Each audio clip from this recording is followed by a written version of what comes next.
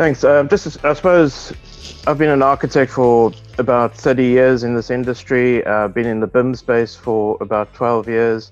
So I suppose I'd describe myself as a practitioner. Whereas John Egan, my co-founder at aecHive from BIM Launcher, John's a software developer, and a technologist, and so we have a lot of interesting conversations about the AEC sector and the potential of technologies and developments, from both a technical and a practical point of view. And it's interesting coming from these different viewpoints. But we share something. We share a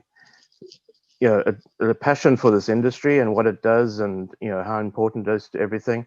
But we also share sort of a frustration with the way certain things work, and a sort of a passion to make things or help make things better. And so that's what brought us to create the AEC Hive. We wanted to talk to more people and get more people connected.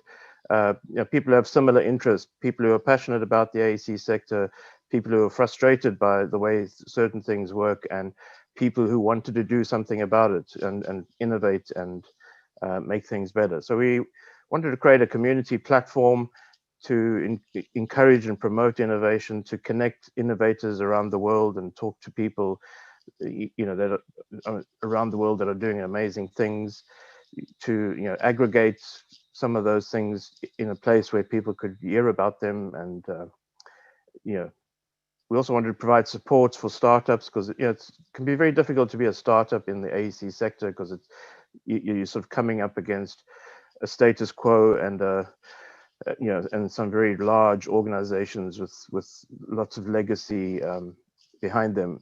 And so we wanted to support startups, support innovative events such as hackathons and other types of events, and create a discussion forum. We also brought together a lot of podcast channels in the AEC space. So we have about 60 podcast channels linked to the AEC Hive at the moment, and we want the community to help us connect all those podcasts. So there's one place where you can go and find podcasts. We want to do something similar for videos, which is coming soon, and also create a directory of services for the various technologies and solutions out there. But of course, in the spirit of a community, we don't want to entirely set the direction. We want the community to set the direction. So please do let us know what you would like to get out of AEC Hive if you're in this space. So what can you do right now? So we've set up a platform. You can join the community. You can create a profile for yourself and your organization. You can contribute to discussions on this topic of innovation in the AEC sector. You can list your company or your service or your product or events that you're doing. If you have other communities that you've set up, you can list those and direct people to those communities. You can, if you have jobs available, you can advertise them there. As I said, we had podcasts and video channels. So please do feel free to go to the aechive.net site and have a look around and see if it's for you. Okay, so just on the podcast side, as just a screenshot of the platform as it is, but you can see on the left-hand side we have 60 different podcast channels. So if you have a podcast in the AEC space and it's not listed there, you can go and add it by going to the bottom and clicking on the suggest a podcast button and add a feed to your podcast, and then it will go into this list, and all your podcasts will be searchable and indexed and available to people to get to. Okay, we've also ourselves had some discussions with really interesting people over the last year and a half. Innovators in this space from around the world, from Australia to South Africa to America, Canada, UK, just about everywhere. Fantastic conversations with a diverse range of people, talking about what they're doing. And if you have something interesting you'd like to talk about and on a podcast, let us know. So I suppose our motivation behind this is, as I said, we want to bring improvement to the AEC sector through innovation. We have a vision, I suppose, for a better built environment sector. We want more collaboration, we want more innovation, more efficiency, productivity, sustainability, all the things that people talk about when they talk about the sector and and what's wrong with the sector. Innovation, doesn't have to be purely technological. I suppose we can have social innovation in the way people interact and do things in the sector, process innovation as well. So, that's really what it's about. So we're trying to connect with people who have the same passion and want to move innovation along. And Phil asked me to speak a little bit about leadership. It's a topic I'm really interested in. And I think the top thing I can say about leadership is that we don't live in a two-tier society where some people are leaders and other people are followers. The reality is we're all both leaders and followers at the same time. The way society is structured, in various hierarchies, you're always somewhere in the hierarchy as both a leader and a follower. And even if the only person you're leading is yourself and the way you behave in the sector and in society, that still makes you a leader. So, I mean, obviously there's models of good leadership and bad leadership that you can see. Good leaders are people who support people around them, are really motivated to make things better, and raise the level in general of organizations and society, etc. Obviously, the bad leaders are people that are trying to put people down or abuse people or misuse authority, etc. But leadership comes down to making, choices and accepting responsibility, and whether you know it or not, you are making an impact, either for the better or for the worse.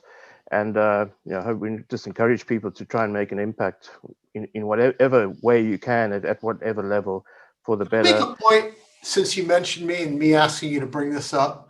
Yeah.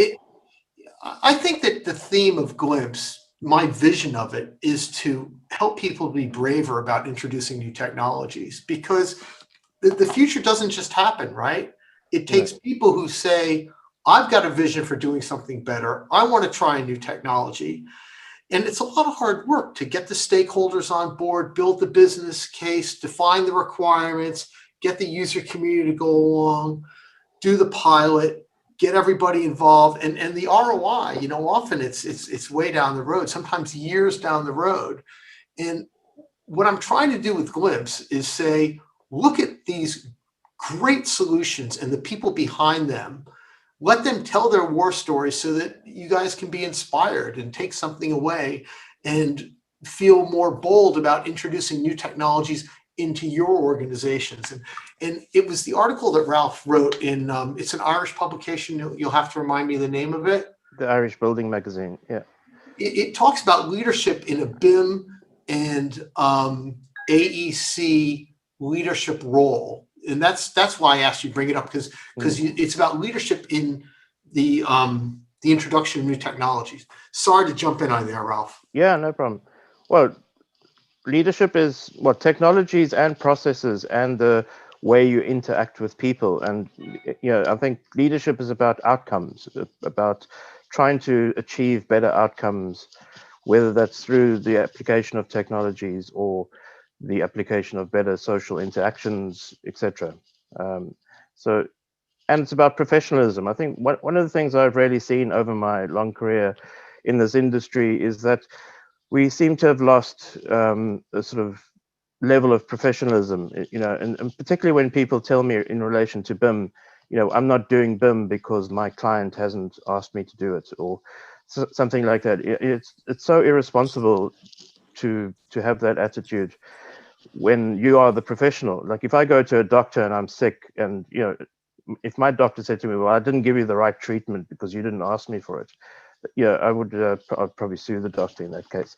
So you expect the professional to give you the best diagnosis and the best treatment, and yeah, in relation to BIM and technologies and the ways of working, all these things that we've seen today in this conference are not the future. They are available, and the fact that people are not applying them and using them and delivering better outcomes and results is poor leadership, in my opinion. So I Very well put. Couldn't agree with you. encourage people to enjoy the journey of innovation and leadership.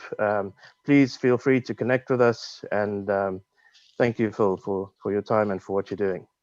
Oh, it's an honor and a pleasure.